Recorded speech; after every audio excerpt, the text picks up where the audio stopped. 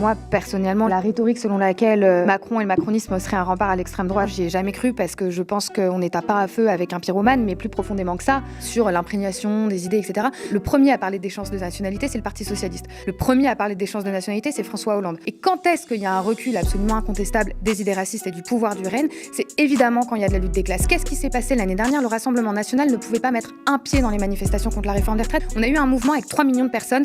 Le RN ne pouvait plus ouvrir la bouche. Elle a même été contrainte d'être opposée à ce projet de loi. La loi immigration, elle devait être votée l'année dernière. Pourquoi est-ce qu'elle a été votée aujourd'hui? Parce qu'ils n'ont pas osé l'imposer en même temps que le combat contre la réforme des retraites, parce qu'ils savent très bien qu'il y avait une alliance entre les travailleurs syndiqués, le collectif des travailleurs sans papier 75 et tous ses collègues et tous ses camarades. Pour moi, il ne faut pas conclure autour de l'adoption de cette loi qu'on a transformé la conjoncture de manière absolument définitive. Le rapport de force évolue de manière extrêmement vite, l'instabilité, elle se maintient, et ce qui manque, c'est le regain de la lutte des classes, la capacité de l'organiser avec un projet coordonné, politique et conscient. Merci Elsa Marcel et merci à tous.